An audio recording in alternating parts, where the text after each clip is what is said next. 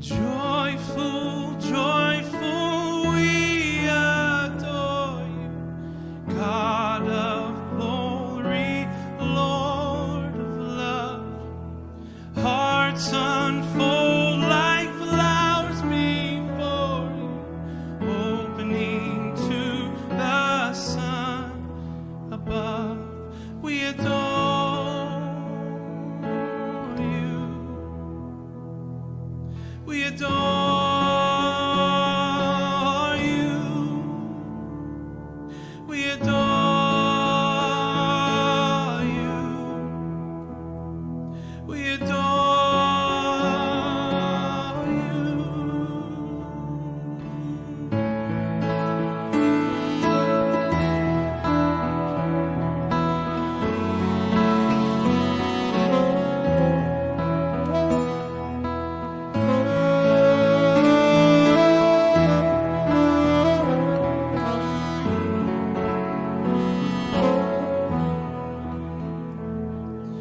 Joyful, joyful, we adore you, God of glory, Lord of love. Hearts unfold like flowers before you, opening to the sun above. We adore you. We adore you. We adore you. We adore you. We adore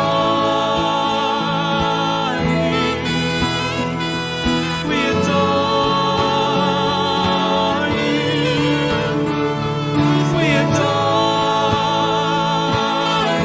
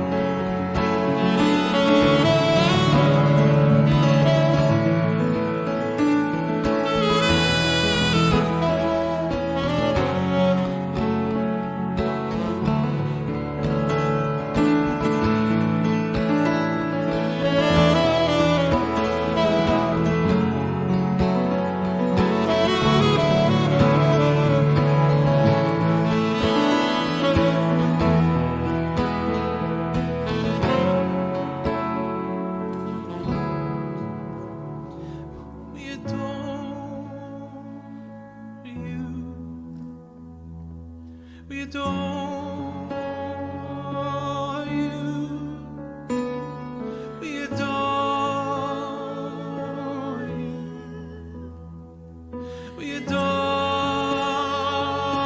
you. We adore you. We adore you. We adore you. We adore.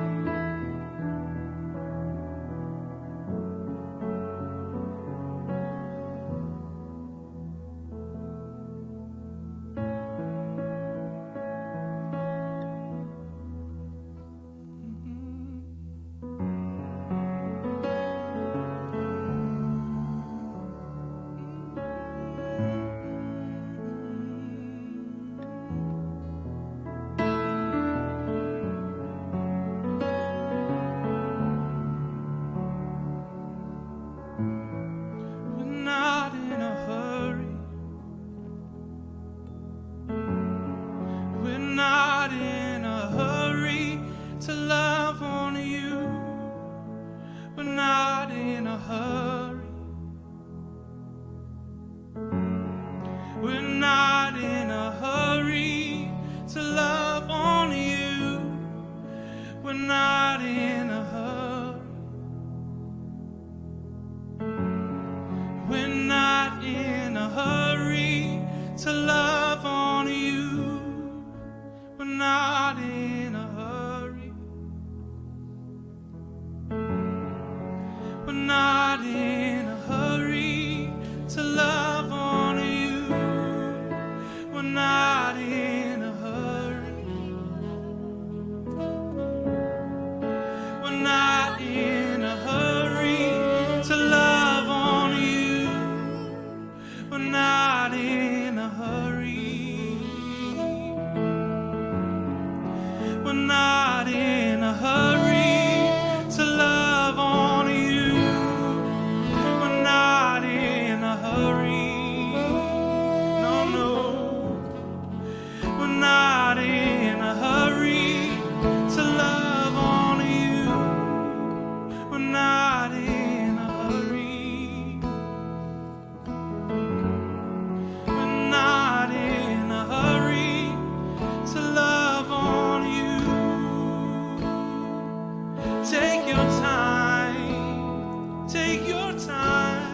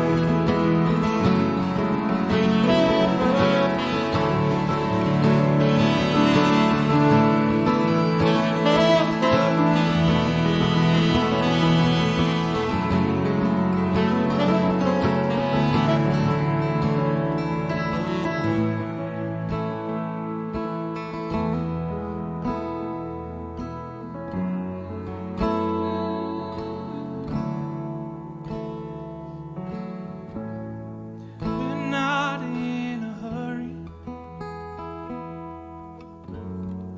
We're not in a hurry to love on you. We're not in a hurry. We're not in a hurry to love on you. Take your time. Take your time.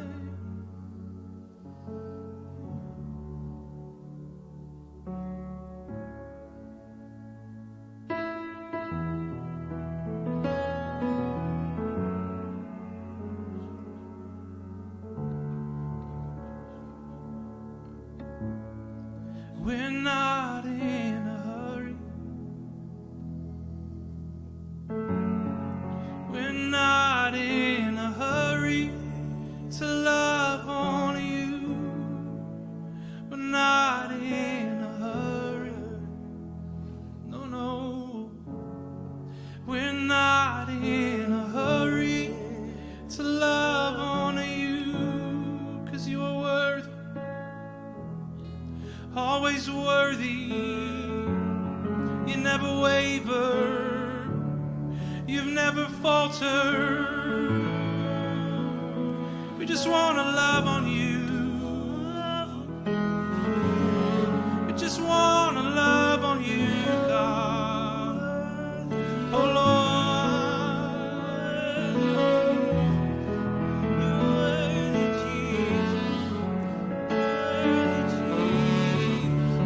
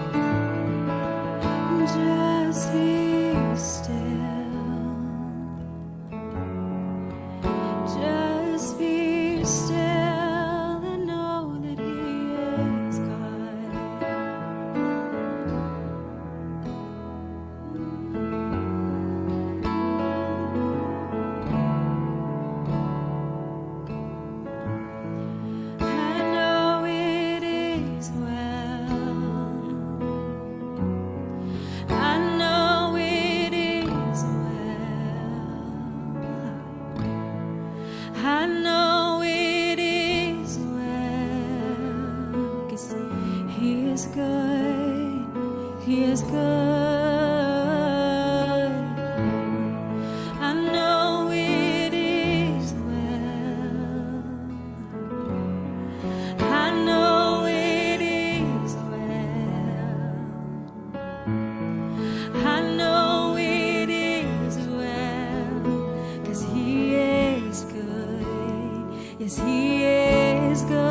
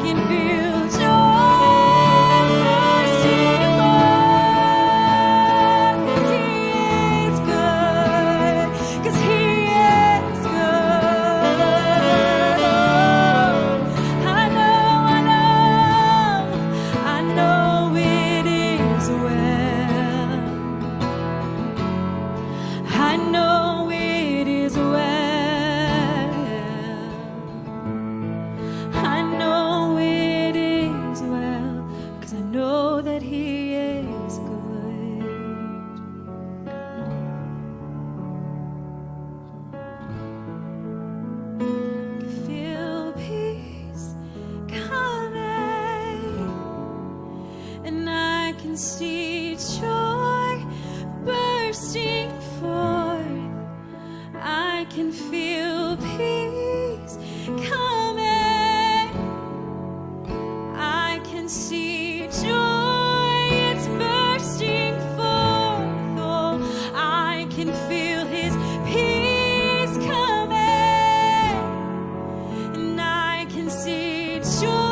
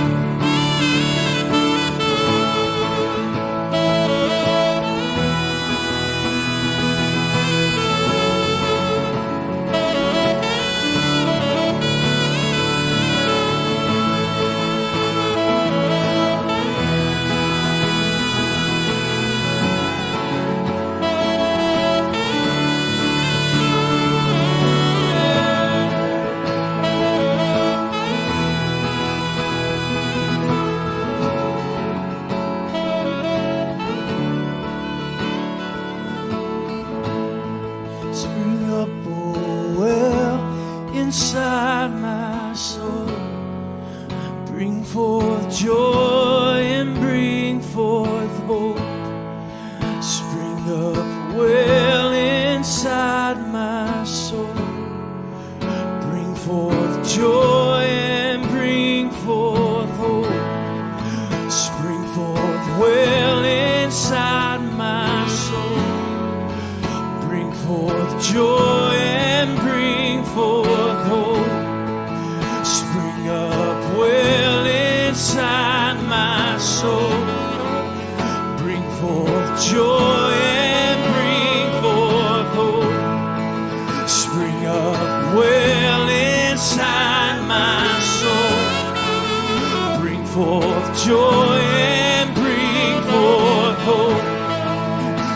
spring up well inside my soul. Bring forth joy and bring forth hope. Bring forth hope. Bring forth hope. Yeah. Bring forth hope. Oh, and then it's Christ in me, the hope of glory. Oh, Christ in me, the hope of glory. Oh, Christ in me, the hope of glory. Spring forth, oh, spring forth.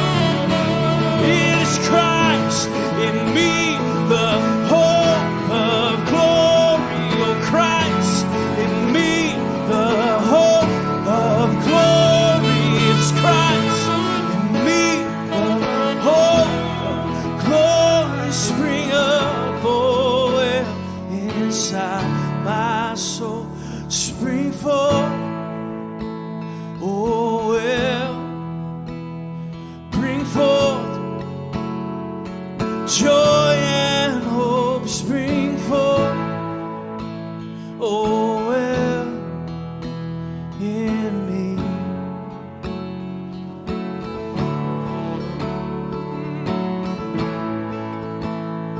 Yeah.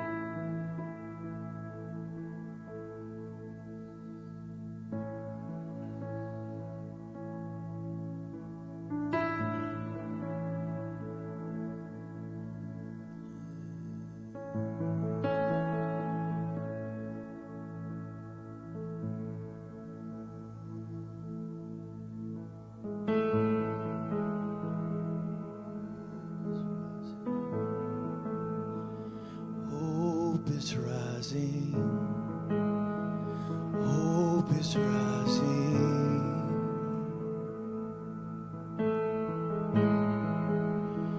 Hope is rising. Oh, hope is rising.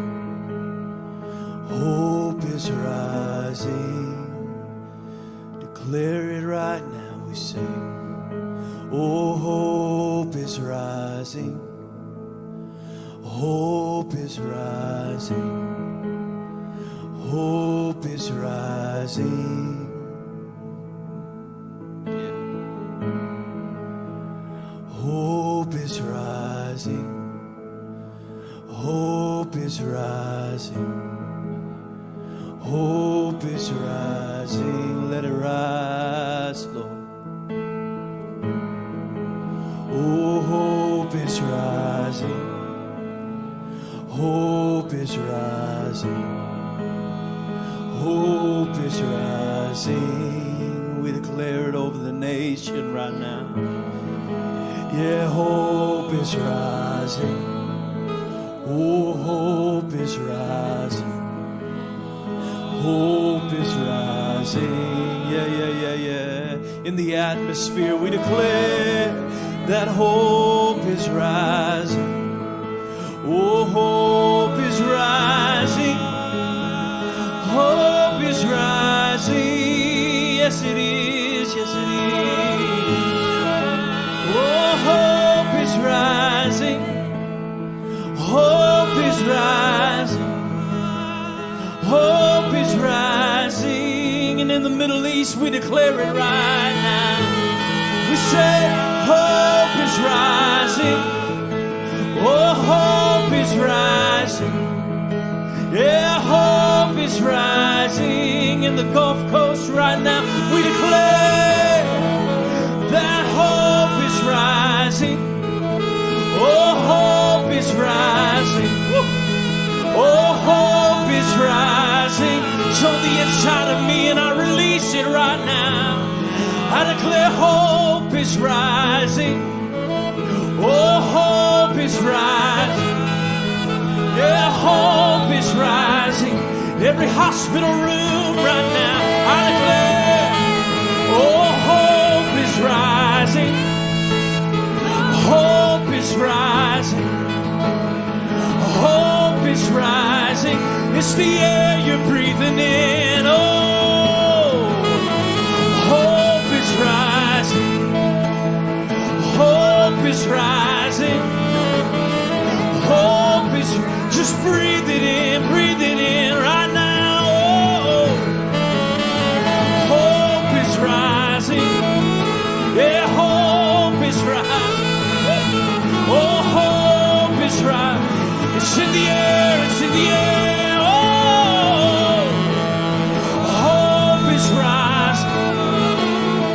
Hope is rising. Hope is rising. It's lifting you above every circumstance. Yeah, hope is rising. Hope is rising. Hope is rising. Yeah. Hope is rising. Hope is rising. Hope is rising. Yeah. Hope is rising. Hope is rising. Hope is rising. Breathe it in, breathe it in. Hope is rising. Hope is rising. Yeah. Hope is rising. I'm gonna keep singing that. Oh, yeah. Yeah, hope is rising. Hope is rising. Hope is rising. Yeah. Hope is rising. Yeah. Hope is rising. Hope is rising. Oh, I feel it lifting you. Yeah. Hope is rising.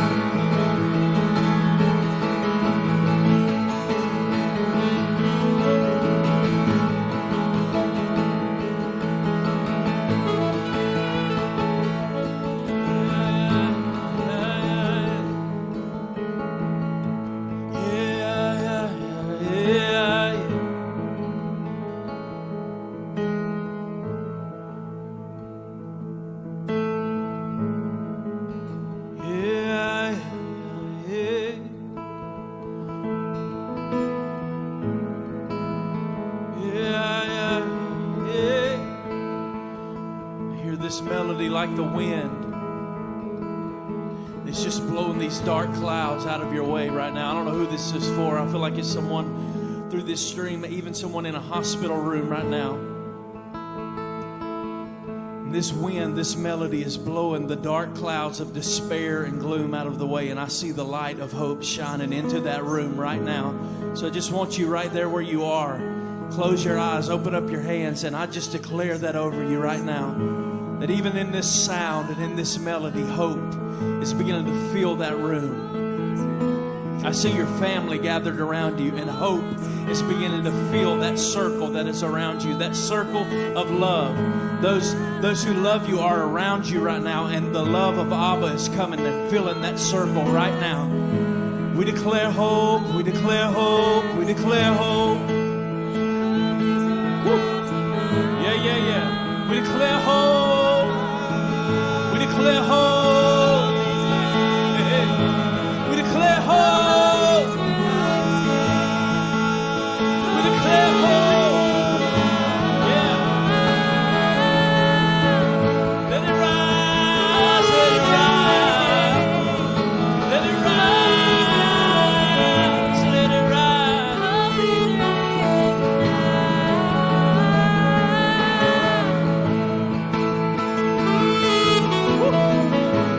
Alpha, Omega, beginning and the end. You hold it all together, and nothing takes you by surprise. Alpha, Omega, beginning and the end. You hold it all together, nothing takes you by surprise.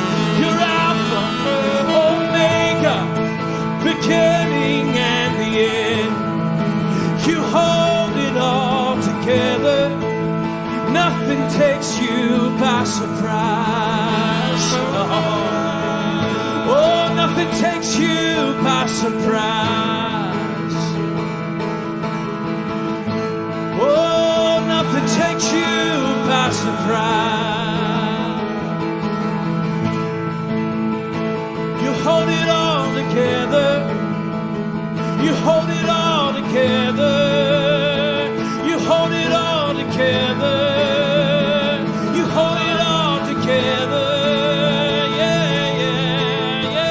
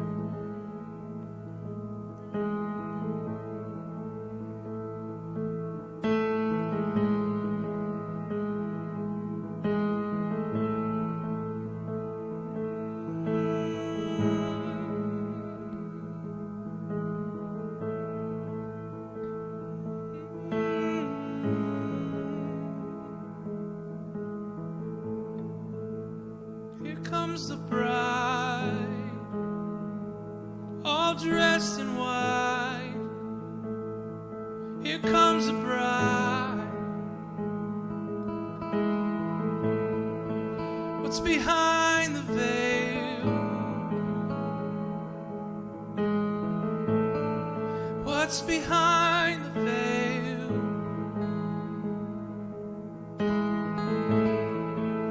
Here comes the bride,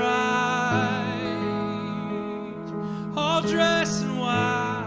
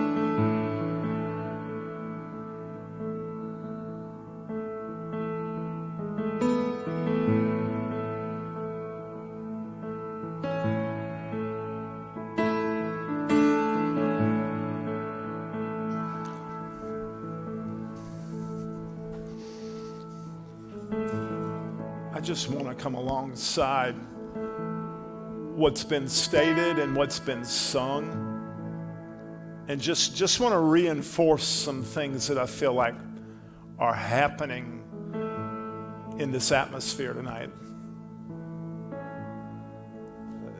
When they began to sing a while ago that hope was rising, I immediately came alongside of that, and Matt specifically saw some hospital rooms. And I just want to look into the camera tonight. I want to look as if I am looking directly to some individuals. And wherever you are, wherever you may be seated, whatever you may be going through, the moment hope begins to rise, in that declaration, in that reality, there is the possibility of something to be inserted into your time and space that will change the outcome of time and space. In other words, of your future. So I believe there's a real qualitative thing going on right now where hope is rising. So if you could feel that, if you could access that,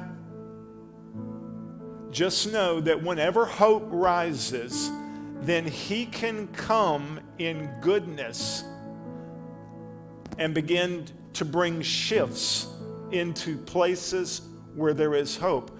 It's almost impossible to do that where there's hopelessness, where there's discouragement, where you seem to be stuck in that place. But there's a real energy in here tonight. The atmosphere in the room has already shifted. There's a real energy of hope that's going on. There's an exchange really possible tonight. And so I want to just connect with that. I want to connect with rising hope and the goodness of God meeting you in an atmosphere of hope. Hope enables possibility. Hope enables you to grab a hold of faith. And all of this is undergirded by a strong atmosphere of love, because that's where we started. So I want you just to ride into that. And I want you just to do what we were asked to do early on, and that's just to breathe.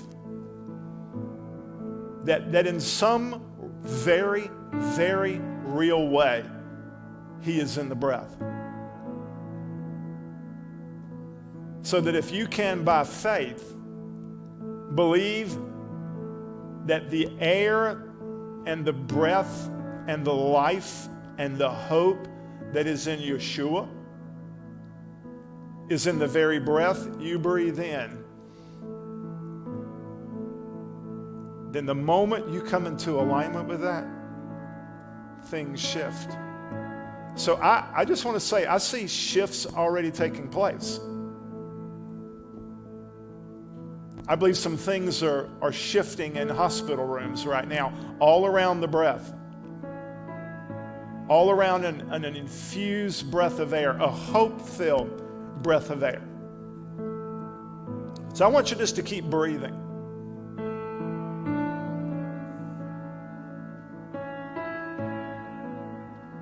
Go a little deeper.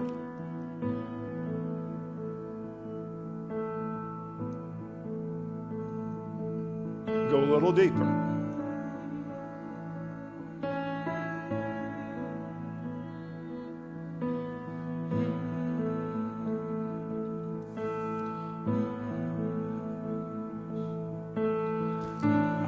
I believe there are some elements of the heart of God that are making inroads through every breath you breathe. And I believe there's some things inside of you that have been blockages that are being broken up, almost like congestion. Maybe I'm seeing something literally. Maybe there's congestion that's breaking up inside of somebody's lungs tonight.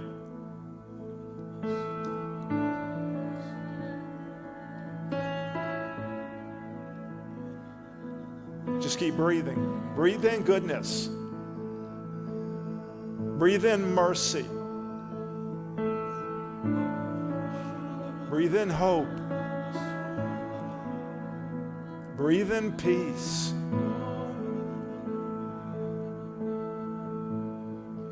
Just a little deeper. Stay in that place. Stay focused. It's a real transaction going on.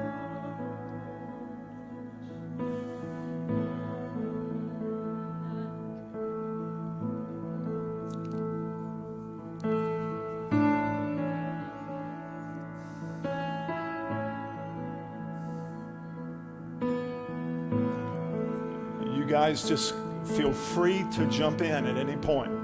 Anything you're seeing, feeling, any song that begins to stir. We want to stay in this. There's a real healing atmosphere tonight, and I want you to know healing is needed on a lot of different levels tonight.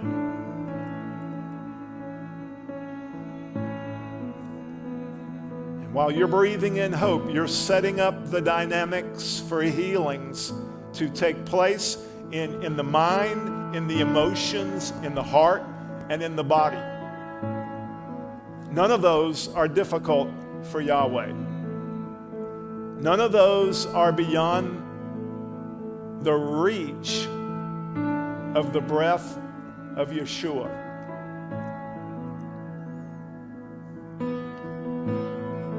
So I want you to keep breathing.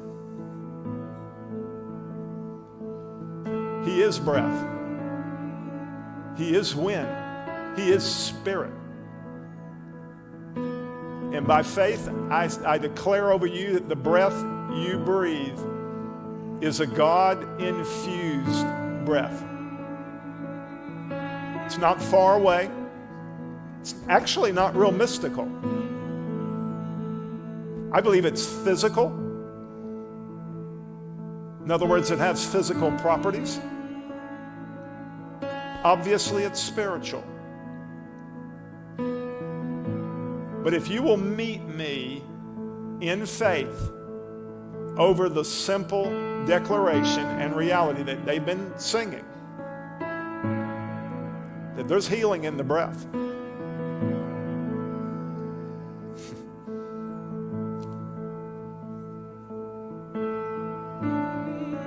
If you need to, I want you just to see Yeshua standing in front of you and releasing the breath of the heart of the love of God into whatever your situation is.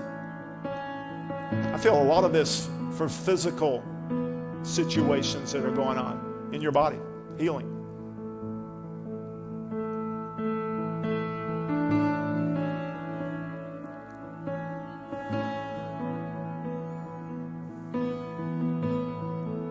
As Michael said earlier, we're not in a hurry. Just continue to love on him. Let him love on you.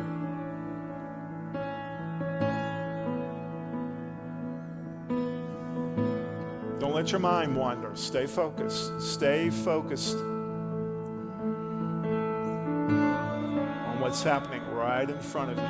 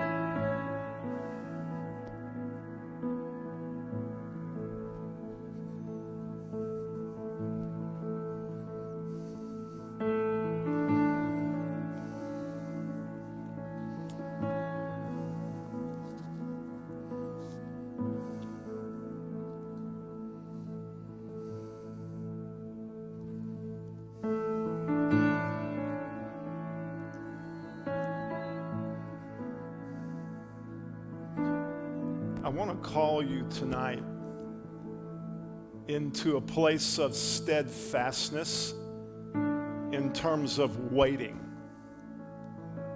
For Michael was singing, those who wait shall see his face. And when you see his face, you see everything that is possible inside of the reality of who he is.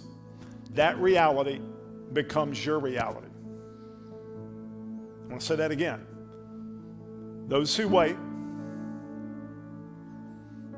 have the possibility of seeing him in all of his fullness, because waiting is not passive. It's not like you're sitting there waiting on him to do something, but waiting is this anticipation, this expectation of being able to see and behold what your heart has always longed for.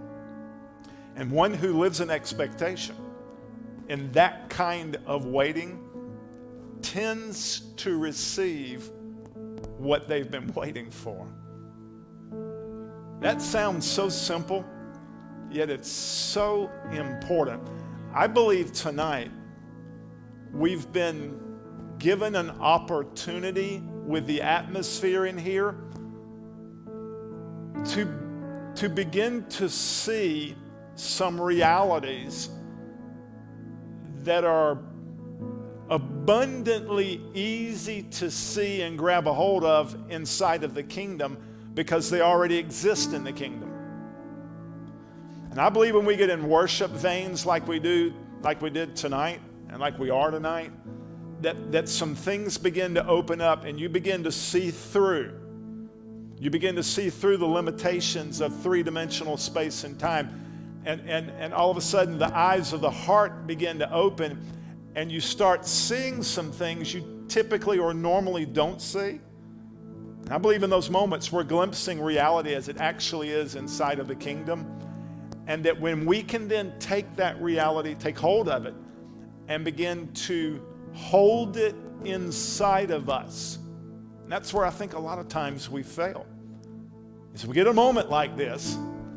You guys have declared enough tonight about peace and joy and hope. That whole thing about hope rising.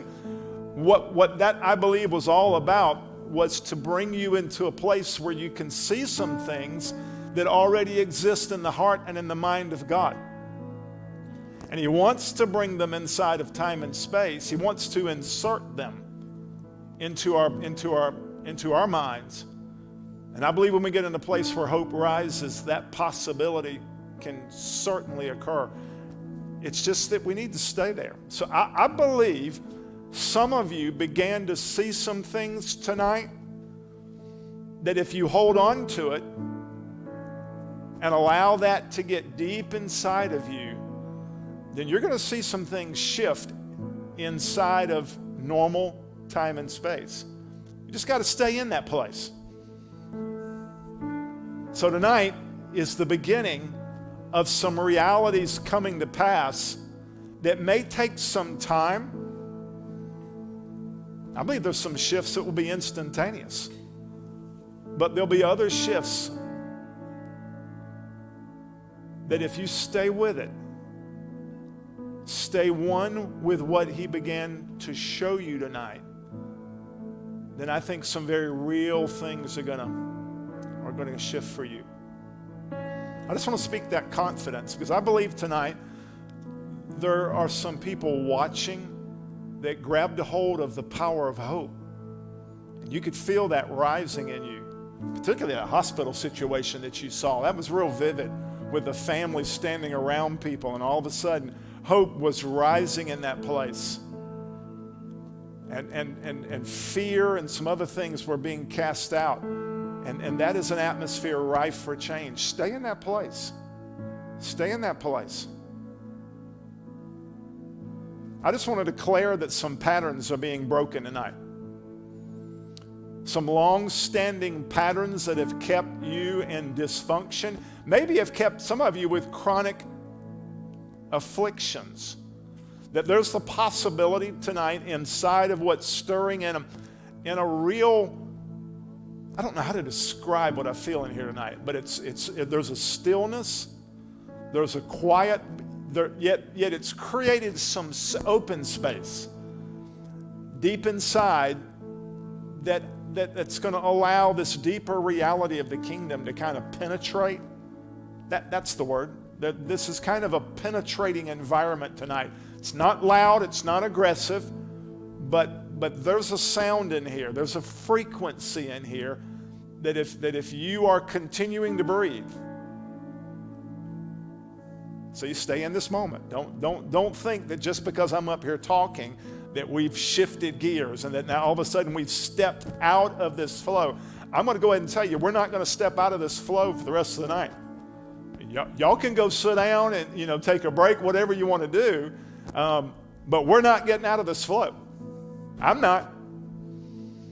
I'm going to wait right here, and I'm going to stay in this flow, even as I may teach some things, even as I may share some things. But y'all don't know how perfectly in sync this is with what I feel like I'm supposed to share tonight. And tonight's one of those nights where I had a real sense of clarity that I just needed to share some simple things, some stories. And but inside of that is this energetic flow. I feel a quiet yet constant flow. In fact, some of you tonight need to grab a hold of the reality of constancy. I think some of us have been deceived that it's going to be a rushing, roaring river that's going to flush out the bad and flush in the good. That may be. But tonight, I feel the power of a quiet constancy of mercy that energizes hope. In other words, mercy is the quality of love that is this tender constancy. I feel it tonight, and I just want to say it. That flow of mercy is always here. I just kind of lose my perception of it. And tragically, sometimes I step out of that flow. But I want to say to you tonight, that flow is here. It's always here. His mercy is always here. It can never be removed. But I believe there's an opportunity for you to step back into that flow and just feel and discern the constancy of His tenderness that will not, cannot depart from you. So I just want to declare the reality of the closeness of mercy, which is kind of the baseline of the infinite possibilities and depths of the love of God. That there's this mercy on creation. Matt, you sang a while ago that He holds all things together. It's one of my favorite verses, Colossians 1:17, which speaks to the very heart, man, I feel this, the very heart of the Christ mystery is that in Him all things are held together. All things. The entire universe is held together by the love of Christ. And so even though you may feel like you're in some things that are falling apart, you may be in the middle of some distress, I want to speak over you what you sang earlier. I almost jumped into the middle of that just to speak it, but it would have been interruptive. But I want to say tonight, it is well. You remember that? There it is. It is well. It is well with you. It's going to go well for you. Come on. Just receive that in an atmosphere of hope. In an atmosphere now where you can begin to take hold of a word coming out of this room tonight that transcends time and space. And I want to speak over the cosmos. I want to speak over earth itself. Earth, it is well. Weather systems, it is well. Earthquakes and fires, it is well. Earth, Earth, come on, earth, settle down. Sons and daughters are rising up. We call you into peace. We call you tonight into order. Wherever you are, come on and join in with me. But I want to say, before you can declare that, I want to say I speak wellness to you. It is well. It is well with your situation. Your future, it is well. It will end well. Because he says, it is well now. From the place where he is enthroned, it is always well. And tonight, we bring that reality into this time and space. And we declare over all things, it is well. So settle down. Come on, I feel this. Allow yourself to take a deep breath and let some tension go. Some of you have been carrying pressure right here. My chest has been feeling tight all day long, and it's not because I have COVID. My chest has been feeling tight because I've been wanting to say to some people, let it go. I've been feeling your tension. And it's not just physical sickness. There's a tension some of you have been carrying right in your diaphragmic space. Now, I want to say to your diaphragm, it is well. I want to say to the organs in this part of your body, it is well. You can relax. Come on now. You can let fear go. You can let anxiety go. That future you've been imagining, tonight, in an atmosphere of 7-Eleven goodness, something can fall into time and change that movie you've been making. I don't see that movie ending like you see it. And so I call you to hit the pause button. Eject that DVD. And let him insert tonight the movie that he's been playing from before time ever began. And so I can safely say to you, it is well. Come on, grab a hold of that. It's not far off. It's not across some ocean. It's not way up in heaven. No, the word is very close. The vibrational frequency of what I'm saying is very close. And in fact, even the old covenant in Deuteronomy says, I'm quoting Deuteronomy. It's not on the other side of the sea. It's not up in heaven. No, the word is near you. It's on your mouth. It's inside of you. In other words, that frequency that's in this room tonight, that's in the atmosphere, that has every capability of changing every outcome. No, I want to say tonight, there's nothing that's hopeless. There's nothing beyond the grasp of hope. There's nothing beyond what hope rises to get around.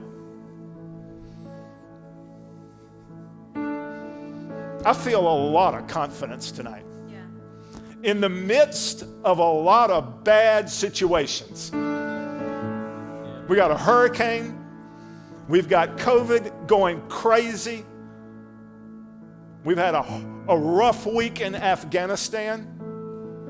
And there are personal situations. I know a number of you watching tonight probably have COVID. It's been in our Hope family a lot. But in the middle of that, I want to say it's well. It is well. I want to say, even if you have royally screwed up some situations and you're sitting in a chair tonight and you're going, it's all on me. I want to say to you, it is well. It's going to be okay. You can just open up. You can just yield. You can let the frequency that I feel in this room tonight, just let that thing penetrate you. Let that thing pierce you. Just the tenderness tonight. Just the tenderness. No, your cause is not too late. There's always somebody listening who's wrestling with a voice. I don't have to be strangely prophetic to declare this, but there's somebody out there and you're hearing a whisper right now, it's too late for me. I just called you out, so I'm telling you, it's not too late. It's really not. Look at me, it's really not. I feel the energy of the river of life flowing out of my belly tonight. I feel the energy of the river of life that has its origins on the thrones of the Most High God, that flow out of the thrones of the eternal light, the eternal love that's fully present in that dimension, flowing into time and space through beloved sons and daughters. And I feel it flowing through me tonight, and I feel it in the room tonight.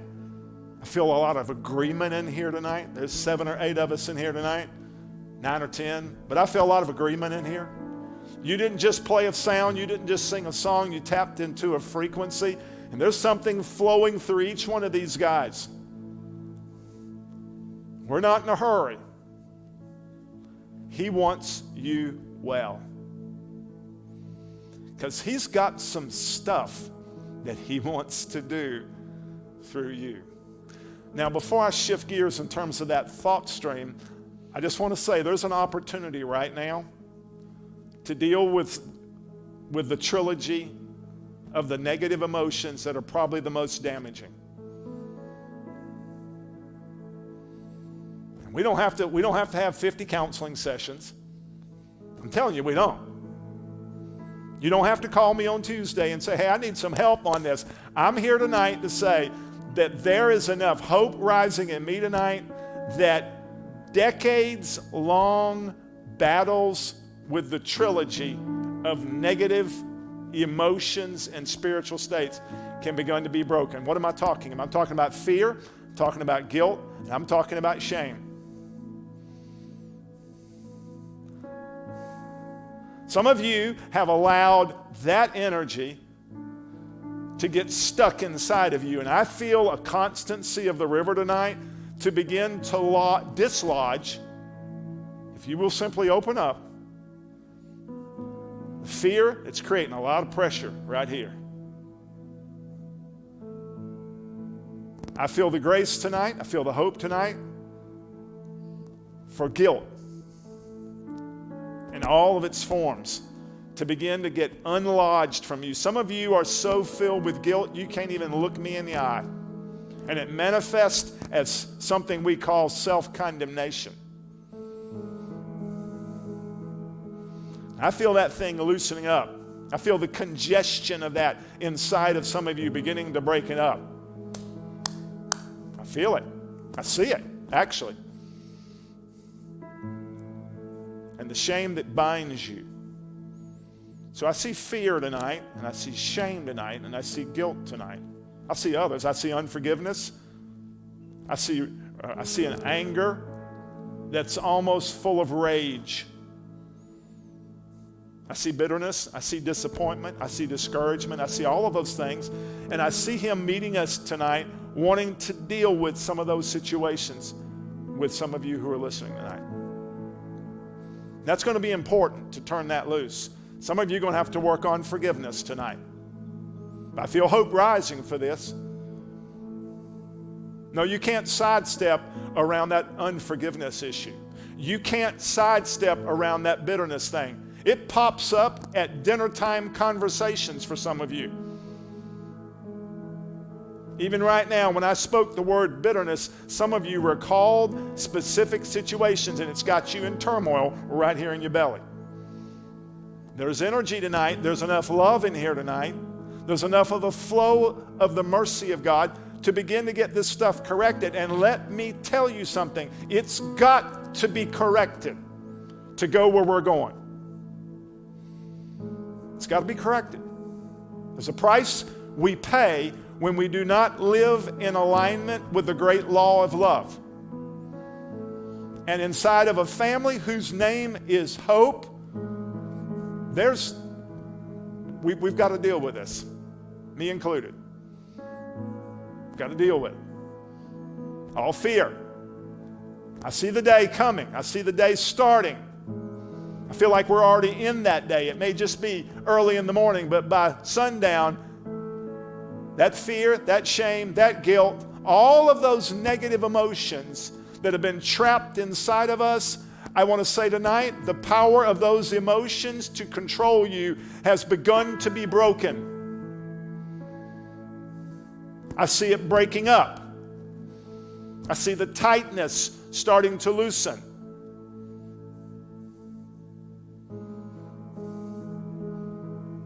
Let this work have its way. Let this frequency completely penetrate. Age-old conflicts in some marriages out here, that needs to stop. And there's mercy tonight. All you have to do is yield. I'm not calling you tonight into performance.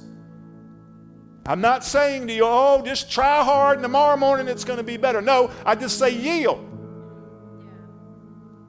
In fact, I see a table full of issues. Some of them are marital, some of them are personal, but it seems like every time you sit down at the table, those issues are there, and some of you have been working too hard to clear the table. I'm here tonight to say, you can't clear the table, but He can. All you need to do is just yield to the mess. Say, here it is again, Lord. And I see the grace tonight to begin to surrender. It's a messy table. It's okay. In fact, some of you have been trying to hide the mess by pushing it under the table. And right now, some of you are experiencing pressure that He never intended for you to manifest. In fact, the pressure is so great in some of your lives that it's manifesting in unbelief. Yeah, unbelief. Almost a cynicism, almost of, oh, here we go with the hope thing again. Well, I tried hope and it didn't work before. You see? It's time to get that negative, historical patterns of energy and emotion and behavior on the table and just surrender. I feel a lot of grace for surrender tonight. Just say, here it is, Lord. Here I am. Here it all is.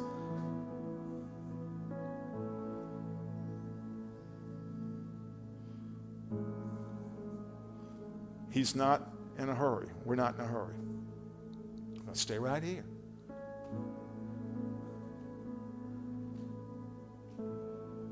Agnes Sanford once said that the greatest sin of the church is its failure to live inside of the great law of God, which is love. Put it another way, our failure to live at every level of our internal being in alignment with the law of love is costing us greatly. It's costing us rest. It's costing us wholeness. It's costing us dominion. If I ever have any hope to speak to a storm or speak to a sickness or some emotional thing, if I'm in internal misalignment, then the energy of His love flowing through me cannot be strong enough to cast that thing out.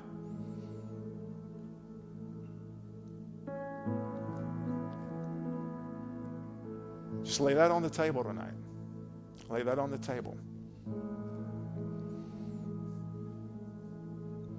Lay that on the table. And now, breathe Him in. I feel so much grace tonight for long-standing issues. I'm not saying they're going to be gone tomorrow morning, but I believe a process can be initiated tonight by way of surrender and a steadfast fix your eyes on Jesus, that some historical patterns that must be broken so that you can move into a level of wholeness and maturity before that can happen. But I feel grace to that tonight. Don't want you to strive. Don't want you to lose sleep. Don't want you to worry about this. He's got you. He really does. He's got your situation. He's got your table. He's got your issues. He's known about your issues before you did. So just breathe him in. Breathe in the hope that I feel tonight for stuff that's been bugging you at one degree or another for years and years and years. I don't want one residue of it left. Not one residue. I don't want to be 95% whole. I don't want you to be 95% whole.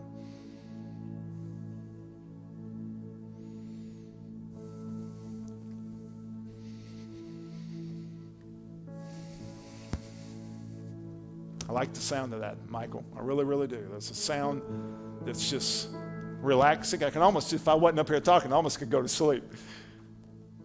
And I want to say this. Let me just run my mouth here a little bit. I believe that you can go to bed in such a state of hope tonight that some things are going to get fixed while you sleep.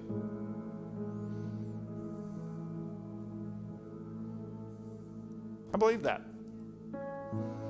I believe there's a possibility of some revelation and some wisdom and even just some restored energy to come to begin to restore some stuff tonight. Tonight. At one time in the service, I looked back and it was 7-11, right in the middle of your declaration of hope rising. I looked at Lynn and said, look at the time, and it's 7-11. And at that point, I can almost see 7-11 as a stamp coming out of heaven, declaring a new state of time over your chronos. That he was stamping 7-11 goodness. In other words, I declare goodness over you. Now, goodness has arrived. Goodness is over you. Goodness is around us. We live in an atmosphere of goodness that once breathed in changes everything. We're going to finish this. I believe we are in a season of love's perfection. I'm in this thing for the duration. I want to see this finished in me. I want my legacy to be, he finished well. And I'm not talking about performance. I don't grade on that. I just want to surrender so well that I bequeath to another generation a legacy of wholeness. I believe that's the heart of everybody in this room. That's why we sing. You don't sing for that a girl. And it's obvious because when you got in that zone a while ago and you began to declare it as well, I felt something come out of her that touched many of you tonight.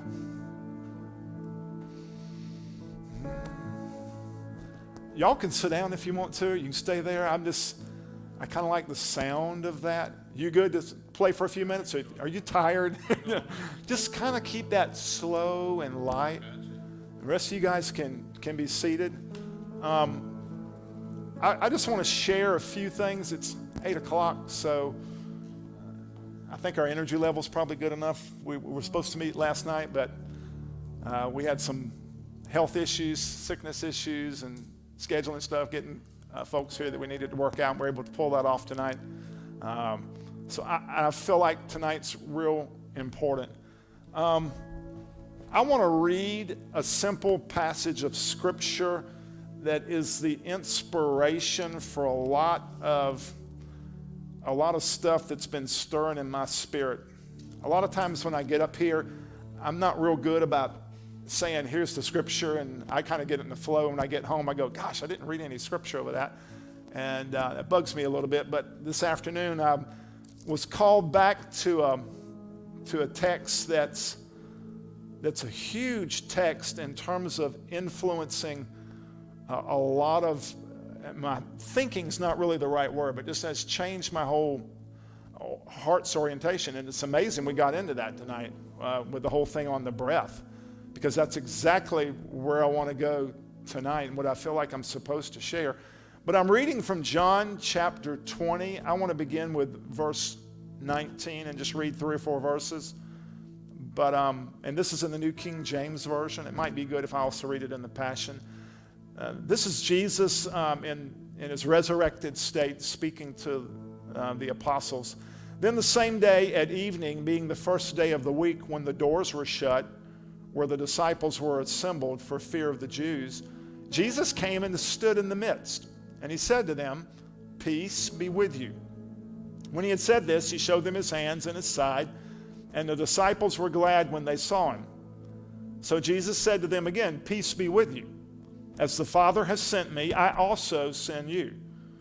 And when he had said this, this is one of the strangest verses in the Scriptures. He breathed on them and said to them, "Receive the Holy Spirit. If you forgive the sins of any, they are forgiven them. If you retain the sins of any, they are retained." We'll tuck away verse 23 for another night. It's a powerful verse in and of itself. But I want you to imagine in your mind's eye verse 22. And when he had said this, he breathed on them. He breathed on them out of his resurrected state. And they received the Holy Spirit. They received the fullness of his Spirit into their spirits. They were able to receive his breath. It's the only time in the entire New Testament that this word is used. Infusao, which means to blow in or to breathe in. So it's almost as if you get this image of Jesus going, and he's blowing into them the energy of love out of his resurrected state. He's filling them with his vital breath. And they were able to receive it. That's real powerful. So this whole thing that happened here tonight about breathing was just a reinforcement of where I think Yahweh's had us. That so much of the inspiration for what I've been hearing for years now about what I call the vital breath of beloved identity is rooted in this passage of Scripture. This is not some yoga technique. This is not something I've borrowed from Eastern religion about breathe in. But it's right here in Scripture that he breathed on them and they received the Holy Spirit. There's another teaching I've got that shows you that the breath that Jesus breathed while he was on earth is literally permeating the atmosphere of earth right now. The oxygen molecules that he breathed in have been released, and now those oxygen molecules have so permeated that his breath, physically, literally, is in every breath you breathe. That for those of you who are science-oriented and you're kind of skeptical of mysticism, just chew on that. That it is absolutely impossible for me not to breathe the breath of Jesus. His breath, his molecules, his energy, his love, his life. Now, lay on top of that faith. What if all of a sudden I begin to go, I really can access the breath of Jesus? That scripture ought to dispel anything around that. He simply breathed on them. He breathed on them, he's breathing on me. So from his exalted state at the right hand of the Father, right now, tonight, I can see him saying, I'm breathing.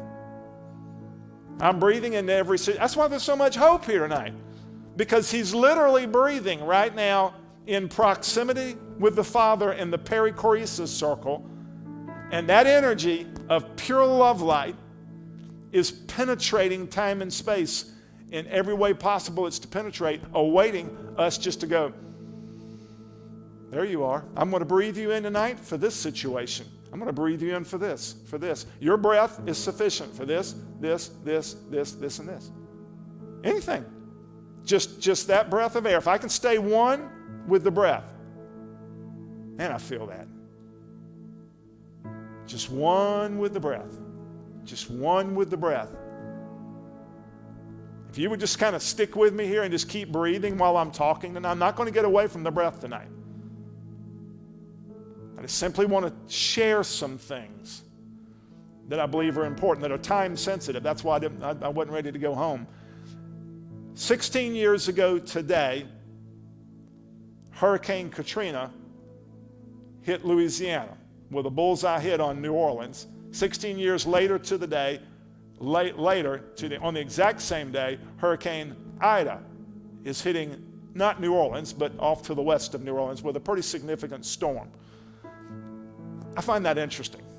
I don't know what to make out of that other than the fact that it's interesting to me. But I do want to share with you a piece that I have shared before in this room about what happened with Sharon and I and Griff 16 years ago yesterday. Particularly with Sharon. This was her encounter, and it was not Griff and mine. We just happened to be in the same airplane with her when this happened. But 16 years ago yesterday, the day before Katrina hit New Orleans, we were in Wichita, Kansas, boarding a plane, trying to get out of Wichita before this hurricane hit so we could fly back into Atlanta and get back to South Carolina before the storm came. And I remember that night very, very clear. Sharon and I, in fact, were talking about it earlier this afternoon as I was telling her what I was feeling. And it's interesting, too, the timing of today. If we had had live stream last night, I would not have recalled this story. I recalled it this morning. And if it's and all of this tonight, I don't know who was supposed to sing last night. I know Paige and all of you guys were, but you guys being here, I think the group that's here tonight was important, and this whole thing about the breath came in tonight. And it had to happen tonight. So there's something significant about tonight. There really is. So 16 years ago yesterday, we're getting on this plane in Wichita, and, we're all putting these earbuds on, and I think Sharon's listening to the news. And as the news loves to do, it loves to make the storms horrible and instill fear in everybody who's listening. So she said she got on that plane and just, began to listen to all these news reports and began to feel maybe discouraged and maybe just a little overwhelmed. But she began to, as we got up in the sky, got above the clouds. The plane's going this way, going east. So she's on this side of the plane next to the window. She's looking south. We're coming out of the Midwest, out of Wichita. So we're flying over airspace, 30,000 feet, where you can look to the south and see this massive storm system coming in right before dark. And so we're above it. I think that's interesting. We're above it. And she gives some perspective, but she can see it. And she's hearing all these news reports, which are saying it's going to be a Category 5 catastrophic storm. And kind of feeling overwhelmed, kind of feeling small, she just said, Lord, what do I do? What do I do? And she said what she heard, and it was something she heard that I had never heard her say that she had heard something like this before. Because it sounds flaky, but so real. And she heard as clear as a bell, Sharon, I want you to blow on it. I want you to blow on it. She's like, blow on it. So she got this revelation. She got an image. She got a vision. She not a vision that just kind of dropped out of the clouds, but she just began to see that she was to literally take in a deep breath of his air and just begin to blow on this storm. I think that night in the plane, her mind was saying to blow it back out to sea. And so she did that for a while, out of a place of peace, not striving, feeling small, feeling kind of, how her mind's going, what difference can I make? But her spirit's going, blow, girl, blow, just blow. So she did that for I don't know how long. It's probably a 2-hour flight from Wichita to Atlanta. And, Griff and I did not participate in this experience at all. We were utterly distracted in a not good way. So I forfeited my role in that encounter. But she was zeroed in. But again, I want you to recognize this is 16 years ago. This is before the revelation of beloved identity, before some of this. But she had the wherewithal to be able to hear. And there she is seated next to the window in a plane, one small person in the face of an incredible storm, and she's doing something to the mind's eye that seems so stupid. Blow on the storms. Not something you get up and tell a whole bunch. Well, guess what I did last night? I blew on Katrina. Oh, you did? Well, okay. I think, it would be much easier to be called into warfare and to stomp your way around the plane and shout over that hurricane and push it back. See, all she did was blow. Well, we get to Atlanta. We go back to Greenwood. We're living in Greenwood at the time. And the next morning we get up and the news reports coming out of New Orleans are pretty serious. So Sharon kind of had the sense of, well, it didn't make any difference. And so she wasn't sure about what she heard and began to question it. Well, that would have been Sunday morning or Sunday evening. And then Monday or Tuesday, I believe it was Tuesday, it was several days after the hurricane, I was reading in the Greenwood newspaper on page 3 some of the summary articles of the hurricane. It was devastating, if you can remember all that time. And there was this article, I kid you not, with this title. It said, "Puff of wind from the Midwest shrinks Katrina from a Category 5 to a Category 4. I will show you the article if I need to convince anybody. It's in the Index Journal 3 days after the hurricane. I almost fell to the ground in a sense of, oh my gosh. So I walked back in another section of my dad's house where we were living at the time, and I said, Sharon, I'm going to show you something. And I opened the newspaper and pointed to the article. She was absolutely blown away. Puff of wind. Keep in mind, we live in Wichita, Kansas. You want to talk about where's the Midwest? Wichita, Kansas is in the Midwest. And we're flying over, and she's blowing. Puff of wind from the Midwest shrinks Katrina from a Category 5 to a Category 4. I'll take that as a good starting place. How about you? Puff of wind from the Midwest shrinks Katrina from Category 5 to Category 4. What I feel on that tonight, one, it encourages me greatly. But what I feel on that tonight is simply a reminder to say to each one of us, you're a puff of wind. You're called to be a puff of wind. A pneumatic expression of life and hope and energy inside of time and space.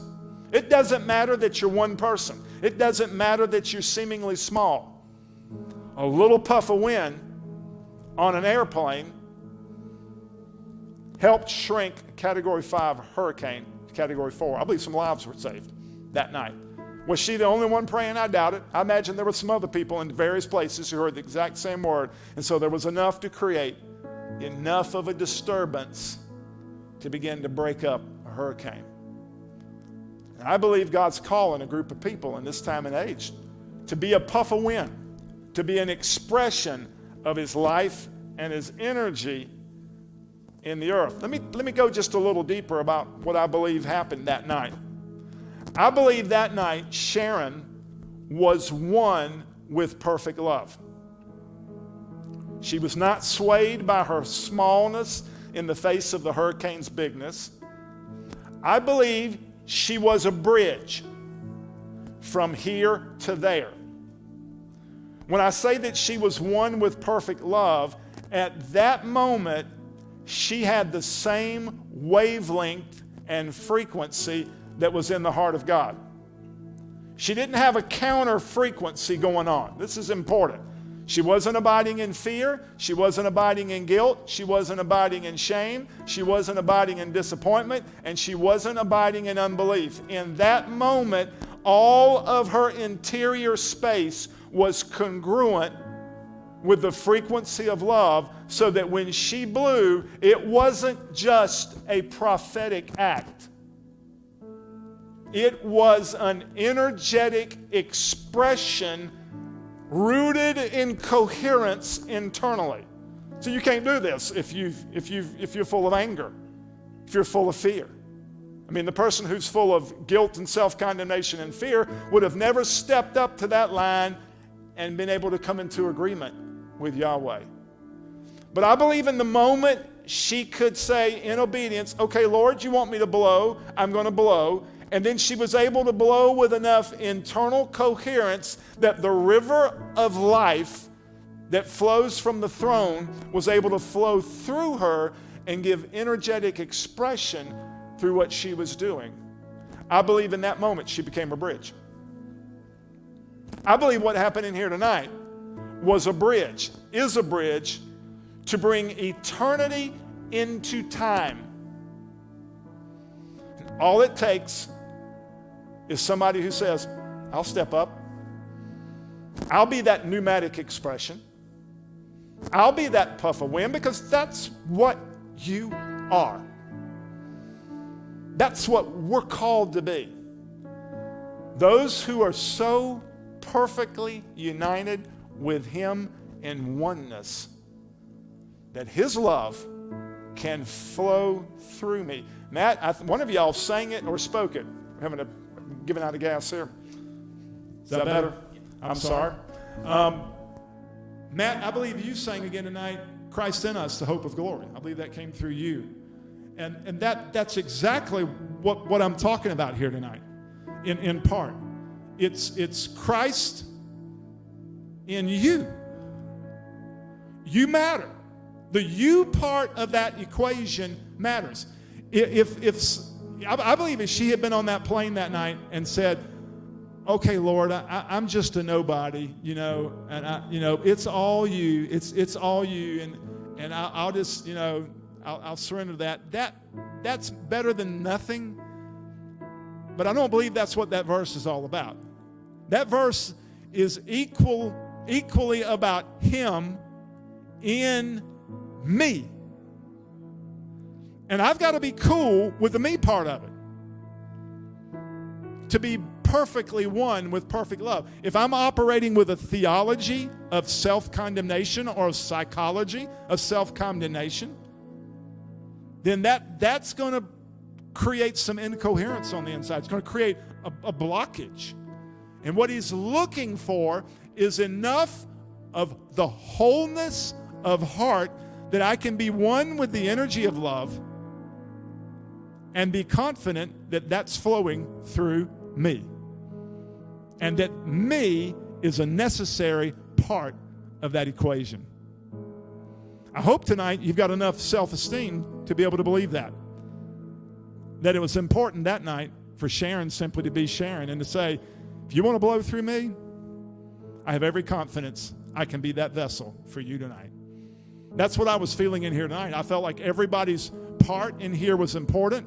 So when I step up and say tonight, I am believing for you, I am believing hope for you, that declaration vibrating in me is a huge part of it. Because you see, I believe perfect love requires incarnation. It really, really does. God, being pure spirit, is looking for a physical vessel that can be surrendered so that His pneumatic spirit expression can make its way inside of time and space. I believe, put it another way, that perfect love requires beloved identity. And I feel that tonight. He's looking for somebody who will simply believe, you've created me to be a puff of wind. And I believe that night, 16 years ago, I want to go back to kind of what I wrote down this afternoon, that Sharon was able to pull something from eternity into time, something qualitatively missing in ordinary chronos time. Y'all stay with me here. This is big. And she was able to insert it into chronos by chronos, I mean clock time, chronology, by this humble act of trust into a moment that desperately needed what she inserted into it, and an outcome was changed. And I believe you and I have been called to change some outcomes. I believe we've been positioned for that. I believe love does something to time and space. I believe beloved identity exerts a force upon time that changes the sequence of time. 2 weeks ago in here, I saw railroad tracks fold up, and I believe it was about chronology getting wrapped up, and then Paige started singing that song about take me back, all the way back, before I knew fear, before I knew this. I really, really believe we're in a chronological moment where there is the potential, if we are yielded and slow down enough, and we're getting slowed down again, that He can impart, that He can input into us this deep, deep code of beloved love that will introduce into time and space something that qualitatively changes outcomes here and now. And I believe we've been poised to that.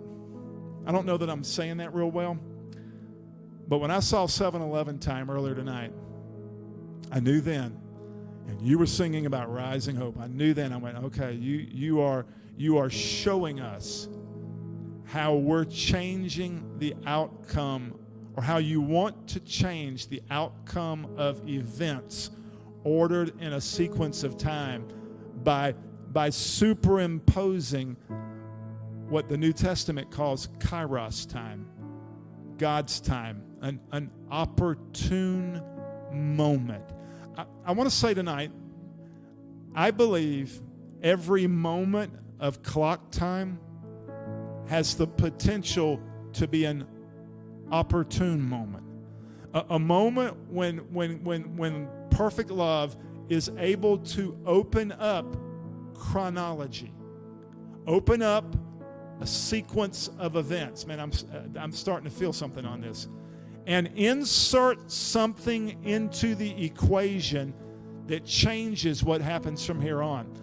I believe tonight is one of those moments where the sequencing of your life can be so disruptive by eternity wanting to penetrate and pierce into your time and space in such a way that the entire configuration of your lifeline, your lifetime, can get absolutely reconfigured and reordered.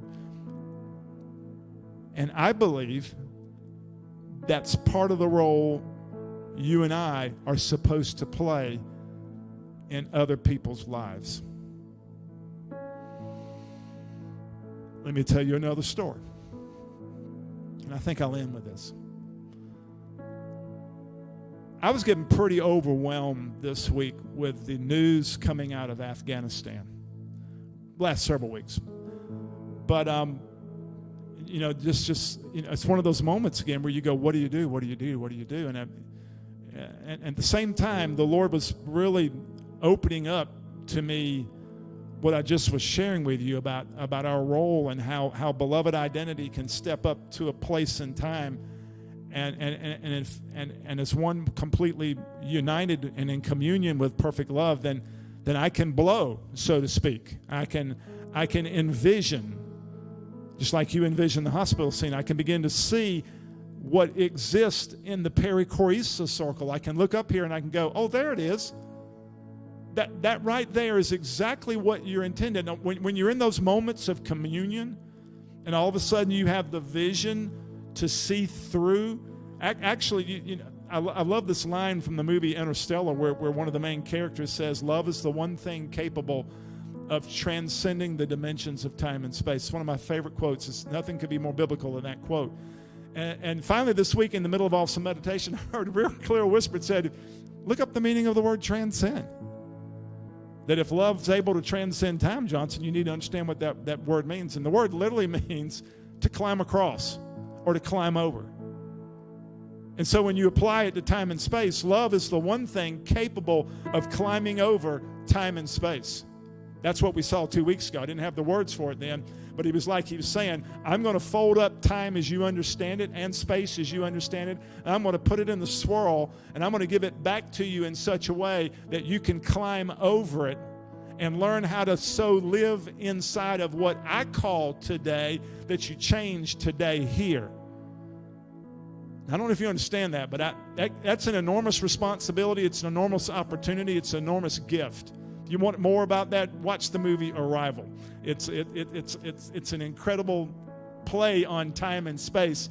But the main character in that movie was given one thing by these extraterrestrials. She was given the ability to open up time, and that's what they say it. We give you the gift to open time. And the Holy Spirit said, no, I'm giving it to beloved identity. Now, what does that mean? That means you and I have an opportunity to change history, to change histories. all in a moment that opens up. When Chronos opens up and begs for Kairos to enter in, begs for beloved identity to drop into time and space, something qualitatively needed to change outcomes. I believe tonight is such a night that if we can be so attentive, so in the moment, that literally right now, chronological time is opening up. In fact, I believe every moment can be such a moment for those living in beloved identity. It's not like we have to sit around and all of a sudden God says, okay, tonight's the night. No, tonight's the night because we're making it tonight. We're responding to the ever-present invitation from heaven to say we're going to yield in such a way in oneness that we're going to sense that things are opening up, and we're going to drop hope right into the middle of a hospital room tonight. And I don't believe that was just some figment of your imagination. I believe Matthew at that moment looked into timelessness and could see something that was on the heart of God, and he saw it enough, and by speaking it and singing it, he brought it into time and space and released it over a medium called live stream. And I believe that some real history is being changed tonight. Or, better still, what you said tonight might drop into somebody's time 5 years from now. Well, not because they're going to watch the live stream 5. Let me get more mystical. I believe that what's happening in this room can so transcend 2021 time and space that already there are signals being sent out from this place by way of the Holy Spirit that will drop back into time in 2026. And somebody living in 2026 won't have any idea, but it will have its roots right here. Am I speaking too mystical for some of you? I hope not. Because this gets me excited. This makes me want to get out of bed tomorrow morning and go, where do you want me postured today? So let me back up to Afghanistan and all that stuff that was going on. So one night, early last week, we were sitting in our house, and Sharon gets a text from her niece, whose husband is a special forces soldier who has spent a lot of time in Afghanistan. The niece also has had some contacts with the immigration department. So they've got a lot of interfacing with what's going on in that situation. And she was very concerned that night and asked us to start praying for 2 interpreters who were interpreters to the special forces nephew of Sharon's while they were in Afghanistan. These guys would be meeting a certain death because they were interpreters for U.S. soldiers. They were already on a hit list. So we're going to bed, and I sit down on the bed, and I said, Sharon, for some reason tonight, this is real easy for me. And it's like I could sit there on the side of the bed, and I could look up. I'll tell you what I saw. I actually saw a closet with a pocket door. And it's not mystical. It's actually my master bedroom closet. There's a pocket door, and I could see that pocket door opening up, and it's like I could step into the closet, which really to me was eternity and the possibilities of the kingdom dimension. Can you see that with me? Step into a closet where all of a sudden you're looking at all of the possibilities that are accessible inside the kingdom. Now, you're standing face to face with those possibilities, and you've got an opportunity to see one and to pull it from eternity into time. And so I did that in reference to those 2 interpreters, Sharon and I did. And I simply said, Sharon, what I'm seeing tonight is just real clear. I see them, and we saw them, and we participated in this together. We saw them taking the necessary steps, making the necessary contacts to make their way from there to here. Because I believe very clearly that was the heart of God, was to deliver these 2 guys. And I feel like our specific assignment last week was 2 people. No, I wasn't strong enough to pray for the entire country, but 2 people were given to us, landed right in our lap. And I felt like last week we knew how to pray. And so we sat quietly, and we just began to call eternity into time and began to insert it in a very specific place. And it didn't take too long before I said, I think it's done. Sharon got into more of a vision where she saw somebody standing on top of a vehicle with a sign up inscrolled with a code word. And so later in the night, we kept this conversation going back with the niece and began to tell her what we were seeing and hearing. And she got real excited. She said, yes, there is a code. There is a sign. And there's a word written on the sign. And Sharon was seeing all of this in the spirit. I believe, again, she was seeing in the closet. Just like I'm looking up here right now and I'm seeing a sign that says on air. Those of you watching, you can't see this sign. But from standing where I'm standing, if I'm looking into eternity, I can see that. I can bring that in to time and space. In fact, there's actually chronological time in the bottom right corner. And it says on air. I believe we're on air right now anyway, on air. I believe there's something really pneumatic going on in here tonight. So I say all that to say, beloved identity, one who's wrapped up in personal oneness with perfect love, has the opportunity to glimpse into heaven's closet, so to speak, and say, Lord, what's your intention for this situation? And it doesn't take striving, doesn't take performance, doesn't take anything other than to be able to begin to see that possibility and to bring that possibility into time and space and to not waver over that. There's a lot more to this story about the interpreters. Bottom line is, within, I believe, 24 hours, they had made it from wherever they were in Afghanistan, made it to the airport, got on planes. One of them was already in the United States. And I like to think we had a small part in that. And I say that not you to go, oh man, you know, pat me on the back, because I just feel like this is where we're headed. I feel like there's a real opportunity to partner with him in beloved identity and to realize that our role in all of this is very, very, very crucial. You know, this is the kind of stuff Jesus did all the time. He would walk up to a certain situation. He'd show up at a well in Samaria at the right time and sit down and thirsty, tired, and just hang out there sensing somebody's coming. And there she was. And in that encounter, something opened up in their conversation, and he inserted something into time and space that changed that woman's life forever. I mean, on and on we can go throughout, you know. Sometimes he would spit on the ground and make a mud solution and put it on somebody's eyes. Why he did that, I'm not quite sure, but he did it. Other times he would just speak a word and release somebody. But all the time, here was this man who lived in perfect communion with perfect love and was able to change the trajectory of history because of that oneness. And he's calling every one of us into that same kind of encounter, that same kind of identity. I believe it's a big deal. I believe we were created to change the course of hurricanes, and I believe we're learning. I believe the DNA is being downloaded, and I believe the DNA is love, because I believe love is the most powerful energy in the universe. Why? Because God is love. And I find that my faith is growing to take hold of the energy of His love and to hold on to it by what I'm seeing until that thing comes to pass. It's not faith acting just in faith. My faith is in love. My faith is in His love. My faith is in His goodness.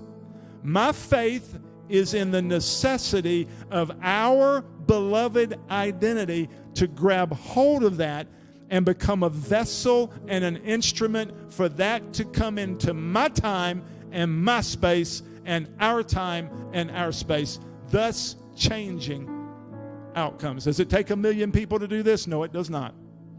Thomas Keating once said it only takes a few contemplatives to change history. I believe we are such a group of people. Well, I hope this helps.